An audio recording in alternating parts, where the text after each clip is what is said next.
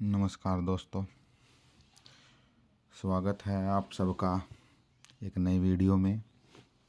तो सबसे पहले जिन साथियों ने चैनल को सब्सक्राइब नहीं किया है, एक बार वो चैनल को सब्सक्राइब कर दें ताकि आगामी वीडियो का नोटिफिकेशन आपको तुरंत मिल जाए। तो इस वीडियो में हम बात करेंगे कि यदि एक रेगुलर कर्मचारी जो डी ग्रुप में लगता है, अगर आज के दिन उसकी ज्वाइनिंग होती है तो उसकी जो सैलरी रहेगी वो कुल क्या रहेगी, ग्रोस सैलरी उसकी क्या रहेगी, कैश इन हैंड यानी कि उसके खाते में जो सैलरी है वो कितनी आएगी। तो सारी बातें इस वीडियो में हम डिस्कस करेंगे।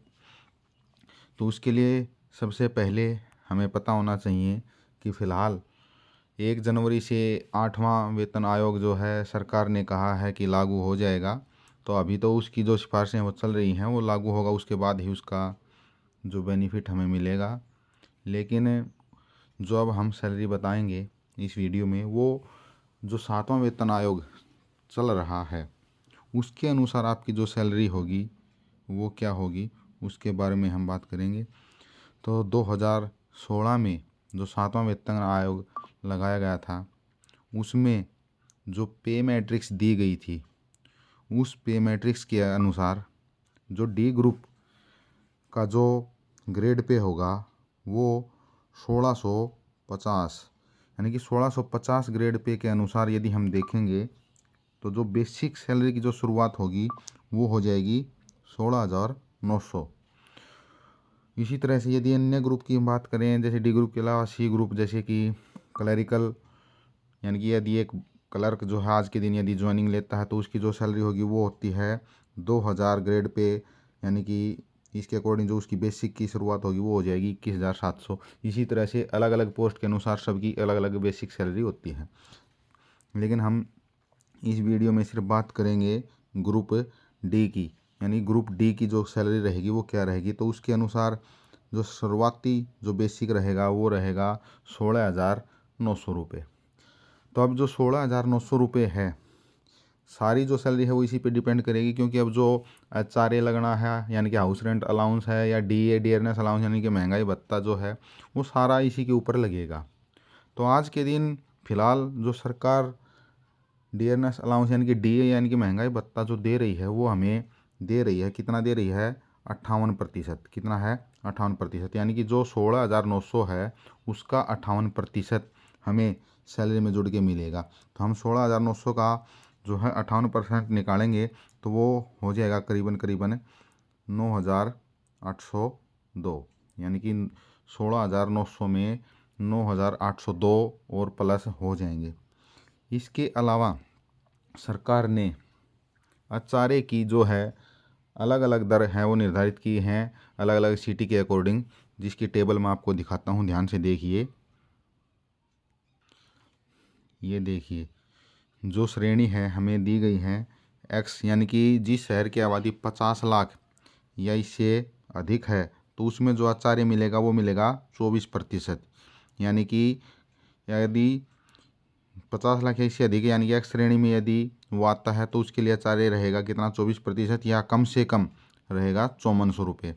उसी तरह से जो वाई श्रेणी है जिसकी आबादी 5 लाख या इससे अधिक या 50 लाख से कम है तो उसके लिए जो HRA रहेगा वो रहेगा 16%, या मिनिमम हम कह सकते हैं कि कम से कम जो रहेगा वो रहेगा 3600 रुपये। उसी तरह से जो तीसरी श्रेणी है 5 लाख से कम यदि आबादी है तो उसके लिए जो HRA रहेगा वो रहेगा 8% या कम से कम 1800 रुपये।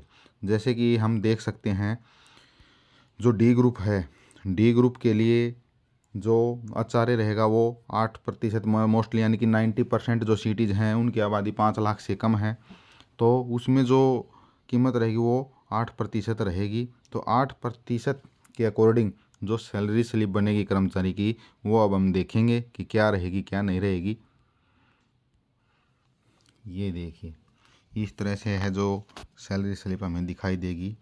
इस सैलरी स्लिप के अकॉर्डिंग जो बेसिक पे रहेगी वो रहेगी 16,900। वर्तमान में जो DA है 58%, उसके अकॉर्डिंग जो DA हो जाएगा वो हो जाएगा 9,802 रुपये। और जो HRA यदि हम 16,900 का 8% निकालेंगे तो वो 1800 से कम रहेगा। लेकिन जो श्रेणी में कहा गया है कि मिनिमम यानी कि जो कम से कम जो रहेगा वो कितना रहेगा 1800, तो इसलिए जो HRA जो मिलेगा वो मिलेगा 1800 रुपये। इसके अलावा जो मंथली जो मेडिकल अलाउंस मिलेगा वो मिलेगा 1000 रुपये। इसके बाद जब हम इन सब को टोटल करेंगे तो जो टोटल आएगा यानी कि जो टोटल सैलरी हो जाएगी वो फ़िलहाल हो जाएगी 29,502 रुपये। लेकिन अब इसमें से कुछ डिडक्शन होंगी, जैसे कि पता है कि जो भी नया कर्मचारी है वो NPS स्कीम के अंडर में आता है, तो उसके लिए जो NPS है वो कैसे कटेगा कि जो भी बेसिक सैलरी प्लस DA होगा उसका जो है 10% NPS में कट जाएगा। तो ये जब हम इनको देखेंगे तो जो NPS की वैल्यू आएगी निकल के वो आएगी 2670 रुपये, यानी कि 2670 रुपये NPS के रूप में इसमें से कट जाएंगे। इसके अलावा एक डिडक्शन और होती है, वो डिडक्शन है GIS की, यानी कि जो D ग्रुप के कर्मचारी हैं उसके लिए जो GIS कटेगा वो 15 रुपये कटेगा। D ग्रुप के लिए यदि कोई C ग्रुप का कर्मचारी है तो उसके लिए जो GIS है वो 30 रुपये, यदि कोई B ग्रुप का है तो उसके लिए 60 रुपये, और यदि कोई A ग्रुप का है तो उसके लिए 120 रुपये, यानी कि इसके अकॉर्डिंग कटते रहेंगे। तो जब हम देखेंगे कि जो डिडक्शन की जो टोटल अमाउंट हो जाएगी वो हो जाएगी 2,685 रुपये, यानी कि जो ग्रोस आपकी सैलरी बनी थी 29,502, इसमें से 2,685 की डिडक्शन के बाद जो आपकी बैंक अकाउंट में जो आपको सैलरी प्राप्त होगी वो सैलरी प्राप्त होगी 26,817 रुपये।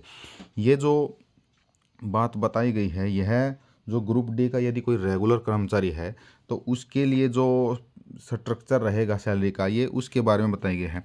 इसी तरह से अब HKRN के कर्मचारियों को यदि जॉब सिक्योरिटी मिल जाती है तो जॉब सिक्योरिटी मिलने के बाद जो उनकी सैलरी का जो स्ट्रक्चर रहेगा वो एक रेगुलर कर्मचारी की तरह ही बेसिक सैलरी को मान के जो है स्ट्रक्चर तैयार किया जाएगा। उसके बारे में जो है हम अगली वीडियो में विस्तार से बात करेंगे कि आज के दिन आपकी फ़िलहाल बेसिक सैलरी क्या है, और उसके बाद यदि आप जॉब सिक्योरिटी प्राप्त कर लेते हैं तो जॉब सिक्योरिटी प्राप्त करने के बाद आपकी सैलरी क्या होगी, क्योंकि उसके अनुसार जो DA है फ़िलहाल उसमें जो जॉब सिक्योरिटी के लिए जो गजेट डाला गया है उसमें जो DA है DA की अमाउंट 1 जनवरी 2025 से मानी गई है, उससे पहले कि DA की गणना उसके अंदर नहीं मानी गई है। तो इसके अनुसार जो आपकी सैलरी बनेगी एक ग्रुप D कर्मचारी की, यदि कोई कर्मचारी ग्रुप D पोस्ट के ऊपर है तो उसके बारे में अलग से वीडियो बना दी जाएगी। इसी तरह से ग्रुप C के कर्मचारी की वीडियो भी उसी के अंदर मतलब डाल के बात है वो बता दी जाएगी। तो इसलिए सभी साथी ध्यान से वीडियो को देखें, और यदि किसी को कोई समस्या रहती है, कोई बात पूछनी है तो कमेंट बॉक्स में आप अपनी बात डाल सकते हैं, और चैनल को सब्सक्राइब करना ज़रूर मत भूलिए। बहुत बहुत धन्यवाद आप सबका।